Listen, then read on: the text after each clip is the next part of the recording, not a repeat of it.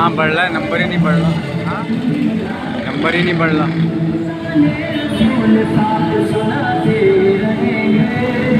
اور آگے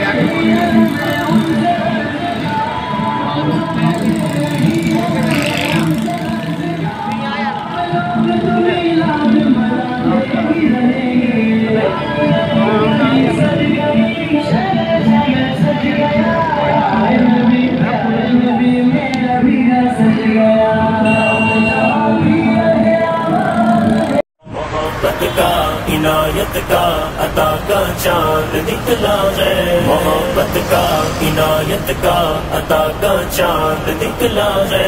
ربیع النور میں فضل خدا کا چاند نکلا ہے. آ گئے سرکار جو آ گئے سرکار گئے سرکار دیوانہ.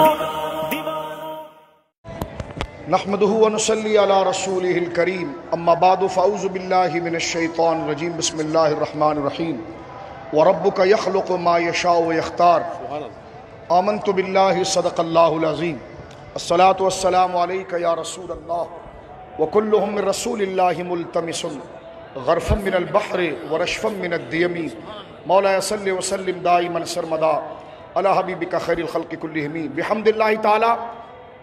آج 12 ربیع الاول شریف کی برکت سے ساری امت نبی کریم صلی اللہ علیہ وسلم کے مقدس نام اور آپ کے ذکر کے پرچم تلے متحد ہیں. جید علماء کرام نے بھی آپ کے سامنے خطاب کیا.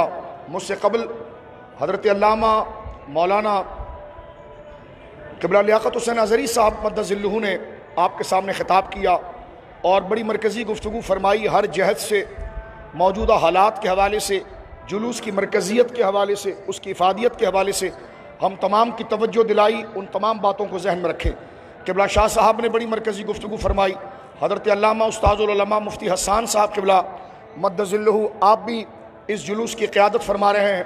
حضرت قبلہ مولانا فضیل رضا صاحب قادری اتاری مدد ذلہ آپ بھی اس جلوس کی قیادت فرما رہے ہیں. جید علماء کرام یہاں پر موجود ہیں کثرہم اللہ تعالی. میرے دوستو بزرگوں، آج کا دن محبت کا دن ہے، اتفاق کا دن ہے، امن کا دن ہے، وحدت کا دن ہے. یہ واحد کاز ہے جس کے تحت امت جمع ہو سکتی ہے، اور بحمداللہ تعالی یہ ہو گئی.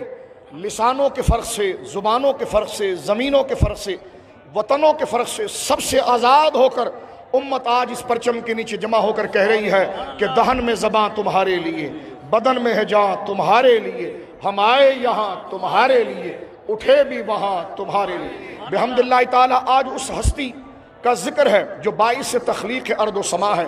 حضرت امام بوصیری علیہ رحمت نے کتنی پیاری بات فرمائی کہ انسانیت میں سب سے، کیونکہ کائنات میں سب سے عزت والا طبقہ انسان ہے، اور انسانوں میں سب سے مشرف اور اشراف جماعت جو ہے وہ جماعت انبیاء اور رسل ہیں.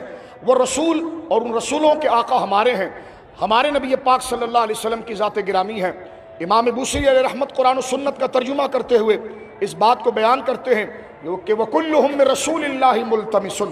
غور کرو میرے بچوں بزرگوں، اور اللہ کا شکر ادا کرو. بھی علماء ہماری توجہ دلا رہے تھے کہ ہم جیسے بیگانوں کو اور ہم جیسے بیکاروں کو اللہ نے اپنی نبی مکرم صلی اللہ علیہ وسلم کی امت میں پیدا فرمایا. اس امت میں پیدا فرمایا جس کے لیے اللہ نے اپنا ارادہ رحمت کا کیا ہے، غضب کا نہیں کیا. سابقہ امتوں کے لیے یہ کرم نہیں تھا، ان کی گردنوں پر بھی احکام کے پھندے ڈلے ہوئے تھے، ان کی پشت پر بھی بھاری بھرکم احکام کی سختیوں کا بوجھ تھا. اور اللہ نے حضرت موسیٰ سے کہا کہ موسیٰ علیہ السلام دیکھو، تم اور تمہاری امت اس شخصیت کی پیروی کرے کہ وَيَدَعُوا عَنْهُمْ إِسْرَهُمْ وَالْأَغْلَالَ الَّتِي كَانَتْ عَلَيْهِمْ. میرا محبوب آئے گا اور وہ تیری امت کی کمر پر جو بوجھ رکھا ہوا ہے اس کی مشکل کشائی کر کے اس کو اتارے گا. اور گلوں میں جو ان کے لیے سخت احکامات ہیں کہ اگر ناپاک ہو جائیں تو کپڑا پھاڑ دو، بدن پر لگ جائے تو چمڑی اتار دو، نماز اور عبادت ایک ہی جگہ پر ہو، چاہے میلوں دور ہو، وقت پر پہنچنا پڑے گا، عبادت کرنی پڑے گی. اتنی سخت سختی تھی. لیکن اللہ رب العالمین فرماتا ہے کہ موسیٰ جو تم آسانی کی بات کر رہے ہو تو یہ آسانی لائے گا وہ میرا محبوب جس کی شان میں یہ بناؤں گا کہ وَيَدَعُوا عَنْهُمْ إِسْرَهُمْ، کہ وہ لوگوں کی کمروں کے اوپر اور ان کے پشت کے اوپر جو احکام کی سختی ہے اس کا وہ بوجھ اتار دے گا۔ وَالْأَغْلَالُ الَّتِي كَانَتْ عَلَيْهِمْ، سورہ اعراف میں فرمایا وہ احکام کے سخت پھندے جس سے ان کا دم گھٹ رہا ہے اس سے ان کو آزادی دے گا، اور ایسا نظام دے گا جس میں عبادت تھوڑی ہوگی اور ثواب برسوں کا ہوگا، کام تھوڑا ہوگا، اجر دائمی ہو جائے گا۔ ایک عام سی نیکی بھی اگر وہ کریں گے میں ان سے راضی ہو جاؤں گا اور ان کو جنت عطا فرماؤں گا۔ تو لہذا سبحان اللہ بحمدہ لقد من اللہ علی المؤمنین اذ بعث فیہم رسولا، اللہ نے فرمایا یہ احسان ہو گیا ہے ہم پر، ورنہ ہم بنی اسرائیل کی طرح بوجھ اٹھا سکتے تھے، چل سکتے تھے؟ ہم میں اور ان میں ناشکری قدر مشترک ہیں، ہم اسی طرح ناشکرے ہیں، ناقدرے ہیں، لیکن رحمت بار بار قدرت رحمت کی نگاہ سے دیکھتی ہے۔ تو یہ صدقہ میرے اور آپ کے نعرے کا نہیں، یہ غلامی مصطفیٰ کا ہے میرے دوستو، شکرانے کے طور پر یہ غلامی مصطفیٰ کا ہے۔ اس شکرانے کے لیے آج امت یہاں پر نکلی ہے، جذبہ عشق محمد صلی اللہ علیہ وسلم کو اجاگر کرنے کے لیے۔ اور بات کو ختم کرتے ہوئے یہاں کہنا چاہتا ہوں، حضرت موسیٰ نے اللہ کے حضور ہاتھ جوڑ کر یہ عرض کر دیا تھا کوہ طور پر کہ یا اللہ میں اپنی قوم کو لیے پھر رہا ہوں، اب میں گویا کہ ایسی کیفیت ہے کہ ان کو کہاں لے جائیں، اور تو نے اس پہاڑ پر زلزلہ لا کر یہ 11 جو تھے یہ بھی مر گئے، ان کو تو زندہ فرما، اور مولا تو فیصلہ کر دے وَاكْتُبْ لَنَا فِي هَذِهِ الدُّنْيَا حَسَنَةً وَفِي الْآخِرَةِ، مولا ہمارے لیے اور ہماری امت کے لیے ایک بھلائی کا فیصلہ دنیا و آخرت کا کر لے۔ اِنَّا هُدْنَا إِلَيْكَ، مولا کوہ طور پر آ کر تجھ سے معافی مانگ رہی ہے میری امت، معاف کر دے۔ اللہ نے جواب کیا دیا؟ فَسَأَكْتُبُهَا، ہاں موسیٰ ضرور کر دوں گا، ضرور لکھ دوں گا، لیکن للذین، ان کے لیے لکھوں گا، یتقون، جو مجھ سے ڈریں گے، ویؤتون الزکاۃ، اور زکوٰۃ ادا کریں گے، والذین ہم بآیاتنا یؤمنون، اور میری نشانیوں کی پر ایمان لائیں گے۔ لیکن موسیٰ لکھ دوں گا تیری امت کے لیے دنیا و آخرت کی بھلائی، جو مجھ سے ڈریں گے، زکوٰۃ دیں گے، ایمان لائیں گے۔ صرف یہ نہیں، اس کی قبولیت جب ہوگی کہ الذین یتبعون الرسول النبی، جب میرے محبوب کے پیچھے پیچھے یہ اتباع میں چلیں گے۔ اور اسی کو فرمایا حضرت نبی پاک نے مسلم شریف میں، ابو ہریرہ رضی اللہ عنہ راوی ہیں کہ لا والذی نفس محمد بیدہ صلی اللہ علیہ وسلم، آقا کریم فرماتے ہیں کہ قسم ہے اس ذات کی جس کے قبض قدرت میں مجھ محمد صلی اللہ علیہ وسلم کی ذات ہے، لا يسمع بی احد هذه الامہ یہودی ولا نصرانی لم یؤمن بالذی ارسلت بہ الا کان من اصحاب النار۔ آج اگر کوئی کہے میں اہل کتاب ہوں، میں فلاں ہوں، اللہ نے تو فرما دیا قرآن میں موسیٰ علیہ السلام کو سیدھا واضح بات کہ سأکتبها، لکھوں گا اس کے لیے جو میرے محبوب کی غلامی لے گا۔ اور یہاں پر بھی حضور نے فرما دیا کہ کوئی خود کو یہودی کہے یا نصرانی کہے، جب تک میری ذات پر اور میری شریعت پر ایمان نہیں لائے گا الا من اصحاب النار، اس کو جنت کا منہ نہیں دکھایا جائے گا۔ تو یہ ہے کہ سب سے اولا اور اعلیٰ ہمارا نبی، سب سے بالا اور اعلیٰ ہمارا نبی، اور یہی پیغام وَكُلُّهُم مِّن رَسُولِ اللَّهِ مُلْتَمِسٌ، سارے رسول نبی پاک کے سامنے اپنے حصہ لینے کے لیے ایسے ملتمس ہیں، ایسے خدمت لا رہے ہیں کہ فرمایا کہ غرفم من البحر، جیسے سمندر سے کوئی چلو لیا جائے، چلو لیا بھی تو چلو لیا لیکن سامنے تو سمندر تھا نا، کتنا لیا جی، لے کر بھی چلو ہی بنا، سامنے تو فیض کا سمندر تھا۔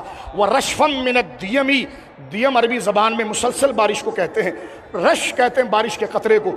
فرمایا سرکار کی عطا ایک مسلسل بارش ہے، اور لینے والے جتنا بھی لے لیں ان سے وہ بارش کے ایک قطرہ ہی ہے۔ تو لہٰذا علامہ صاحب کی اسی بات کو میں آگے بڑھاتے ہوئے بات ختم کروں گا کہ فرانس نے جو حرکت کی ہے، خدا کی لعنت ہو ان گستاخوں کے اوپر، اور آج دعا کریں اللہ ان کے جھتوں کو منتشر کرے، بالخصوص بھارت کے گنڈے جو اس وقت فرانس کی پشت پر سوار ہو کر ٹویٹر پر ٹرین چلا رہے ہیں کہ ہم فرانس کا پروڈکٹ خریدیں گے۔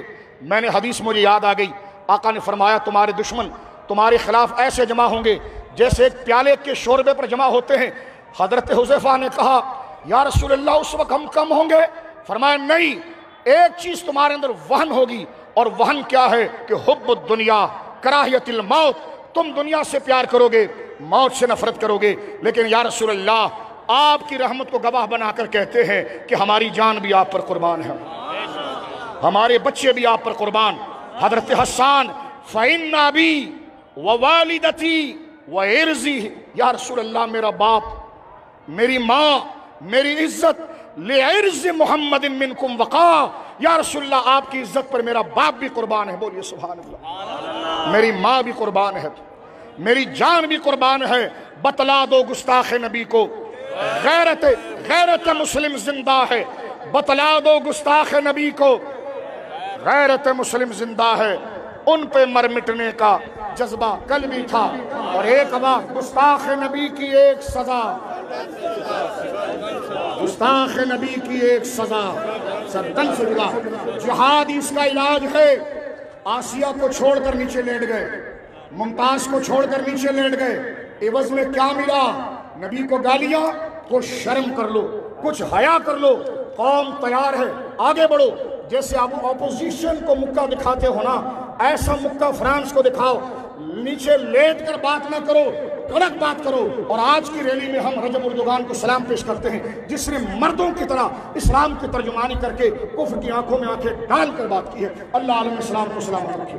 اللہ رب العالمین اس جلسے کو، اس اجتماع کو، جو آج کا یہ اجتماع سارے علماء اہل سنت کی اجتماعی رائے کے تحت تحفظ ناموس رسالت ہے، عنوان جشن عید میلاد النبی ہے، لیکن موضوع ہے تحفظ ناموس رسالت۔ اور کیا عقیدہ ہمارا ہے کہ جو خالد محمود نقشبندی نے کہا تھا کہ سن لے گورے اور سن لے ملحد، اب میری نگاہوں میں جچتا نہیں کوئی، بولو سبحان، اب میری نگاہوں میں جچتا نہیں کوئی، اوہ جیسے میرے آقا ایسا نہیں کوئی۔